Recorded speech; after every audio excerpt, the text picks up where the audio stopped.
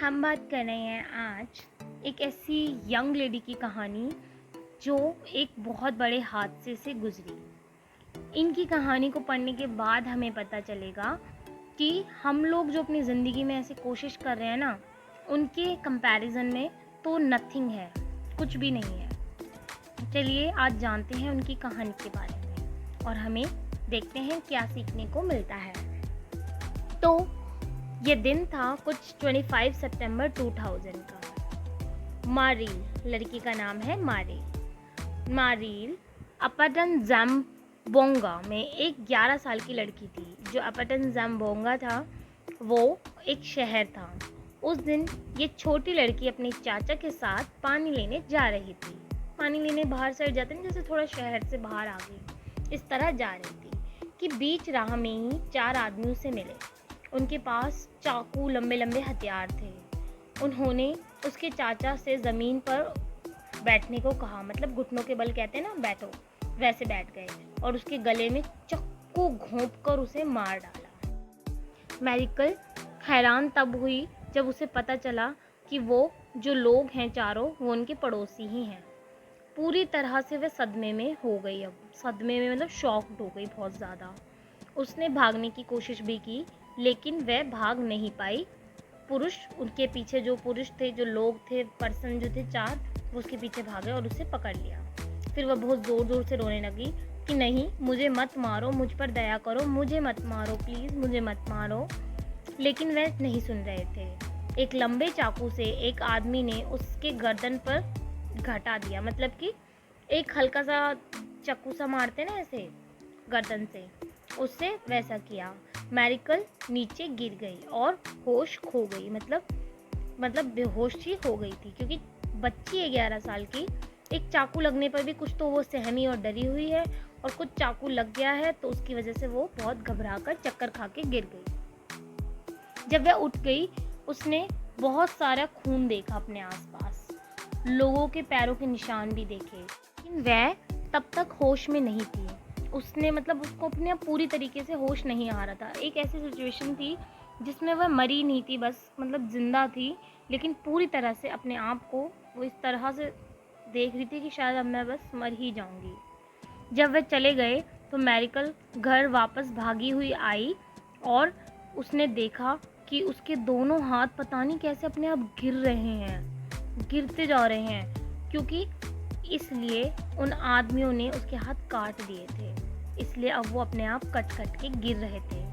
वह बहुत ज़ोर से रोई, पर वो चलती जा रही, और बार बार उसे चक्कर भी आ रहे थे, ज़मीन पर भी गिर रही थी, पर उसने हिम्मत नहीं आ रही। उस बच्ची ने, 11 साल की बच्ची में इतनी ज़्यादा हिम्मत, पता नहीं कैसे। और वह पूरे होशों में, पूरे होशो हवास में अपने घर तक चली गई। जब अपने घर के पास थी तो मैरिकल ने ज़ोर से बुलाया अपनी मम्मी को, माँ करके। जब उनकी माँ बाहर आई, अपनी बेटी को देखकर उसकी माँ बहुत ज़ोर से चिल्लाई और अपने बच्चे को ना कंबल में लपेट लिया, और कंबल में लपेट कर फटाफट, आप सोच सकते हैं कि क्या सिचुएशन रही होगी उसकी मदर की उस वक्त। ऐसे अपने बच्चे के दोनों हाथ कटते हुए, लटके हुए देखकर वो बिल्कुल चिल्लाकर कंबल में बांध कर ले गई। उसके बाद यह एक समस्या थी वहाँ पर कि उनका घर हाईवे से 12 किलोमीटर की दूरी पे था, यानी हाईवे 12 किलोमीटर दूर था वहाँ से, और 4 घंटे उसे पैदल चलते चलते ही लग गए हाईवे तक पहुँचने में। पर जब वो हॉस्पिटल पहुँची और डॉक्टर के पास मैरिकल को लेकर गई, तो जैसे मैरिकल लग रही थी कि मैरिकल बिल्कुल मर चुकी है, उसकी माँ बहुत घबरा गई थी। बट 5 घंटे बाद जब उसका ऑपरेशन हुआ और उसके 25 टाँके आए, दोनों तरफ इतने चक्कू मारे गए थे, नेक पे एंड बैक पे, कमर पे कितना मारा गया था उसे।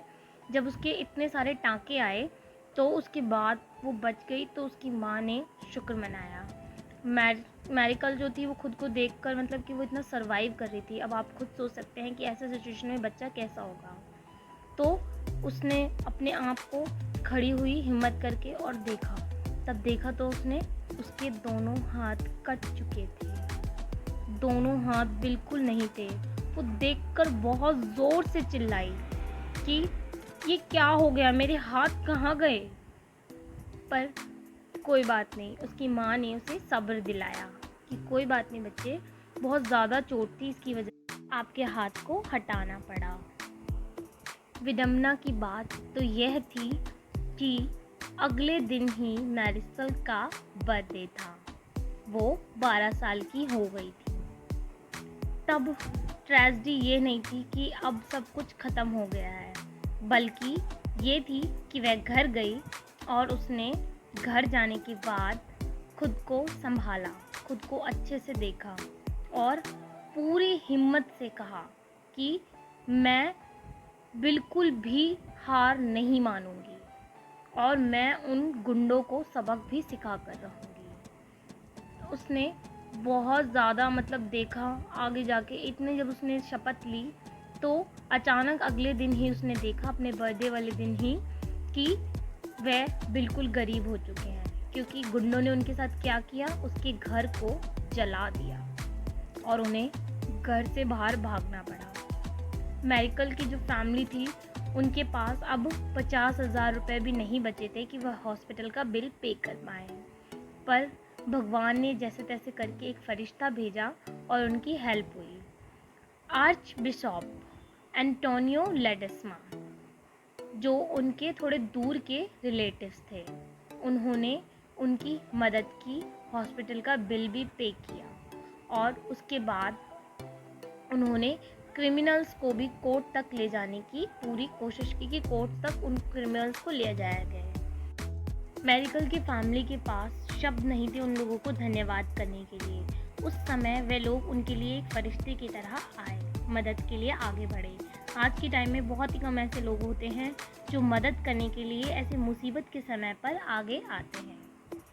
फिर उसी दिन वो लोग वहाँ पर नन रेजिना रोसारी के एक नन थी जो उनके हॉस्टल में वहाँ पे रुक गए। जो नन के वो होते हैं ना, चर्च टाइप कुछ होता है या हॉस्टल टाइप, हाँ हॉस्टल टाइप होता है, वहाँ पे वो रुक गए, जहाँ पे गरीब लोगों के लिए थोड़ी बहुत जगह थी कि वो रुक सकते हैं। पर ऐसा हादसा होने के बाद जैसे मैरिकल अपने आप से ही भाग रही थी, वो अपने आप को एक्सेप्ट नहीं कर पा रही थी उस सिचुएशन में। वो बहुत ज़्यादा भगवान से बार बार यही कहे जा रही थी कि मेरे दोनों हाथ क्यों नहीं हैं, मेरे हाथ नहीं हैं, मेरे पास 2 हाथ नहीं हैं। पर नाउ वह बहुत ज़्यादा शांत हो गई और दिमाग को यूज़ किया और पेरेंट्स ने भी सपोर्ट किया उसे आगे बढ़ने के लिए, उसकी हेल्प करी। मैरिकल फिर एक बच्ची के रूप में उभर के आई जो अपने आप को आगे तक पढ़ने के लिए प्रेरित करती रही और लोगों के सामने अपनी एक पहचान बनाने के लिए अपने आप बढ़ती गई। मैरिकल उस वक्त सिटी की most industrious best in computer थी।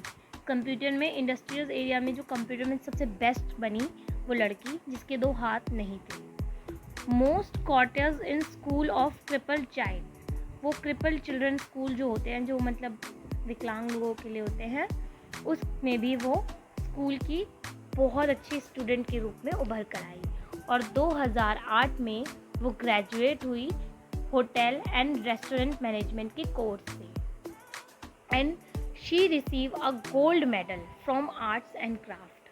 अब आप खुद अंदाज़ा लगा सकते हैं कि ऐसी लड़की जो मतलब एक बार तो हार ही मान गई थी, लेकिन कहते हैं ना, जब आपको अपनों का सपोर्ट मिले, अपनों से इतनी ज़्यादा आगे बढ़ने की इच्छा दिखे कि उनके मन में है कि आपको कुछ कर गुजरना है और आपके खुद के मन में है कि आप कुछ कर गुजरना चाहते हैं, तो फिर बस बात तो आ ही जाती है वो कि कुछ करके ही दिखाना है। और उनको गोल्ड मेडल मिला आर्ट एंड क्राफ्ट में। उन्हें हाथों की बजाय अपने शरीर के और दूसरे अंगों से काम करना शुरू कर रखा था।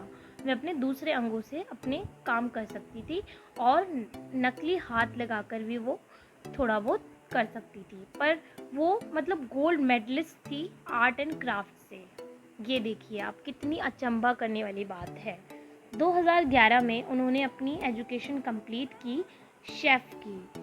समझ सकते हैं आप, शेफ़, यस, जिसके 2 हाथ नहीं हैं, ऐसा शेफ़। It's really shocking. मतलब मैं तो विश्वास नहीं कर पा रही हूँ, जिस लड़की के 2 हाथ नहीं हैं, दोनों हाथ, वो भी एक ऐसे हादसे में जिसमें उसका कोई कसूर ही नहीं था। उस हादसे में उसने अपने हाथ गँवाए और उसके बाद इतनी ज़्यादा, हम जैसा लोग हों तो बिल्कुल मतलब सोच के अपने आप को घुट-घुट के मार लें। लेकिन उस लड़की में कितनी हिम्मत थी कि अपने आप को इतना उभारा।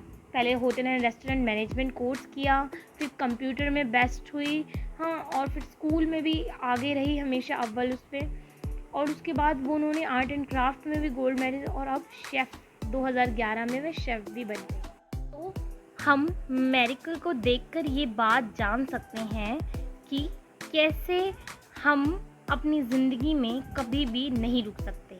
अगर हमारे दिल में किसी मंजिल तक पहुंचने की चाह है, जुनून है, तो कोई भी चीज़, चाहे वो फिज़िकली हमारे लिए चैलेंज बने या कैसे भी चैलेंज बने, हम फिर नहीं रुकने वाले। तो इसलिए आप अपने आप को आगे बढ़ने से रोकिए मत, बल्कि मेरिकल को देखकर आगे बढ़ने की इच्छा को और ज़्यादा आगे अपने आप में प्रेरित कीजिए, प्रोत्साहन दीजिए खुद को, और अपने आप की मदद कीजिए आगे बढ़ने में। याद रखिए, नथिंग कैन स्टॉप यू। तो आपको कोई कुछ भी नहीं रोक सकता है। आप में चाहत और लगन होनी चाहिए उस काम को करने की।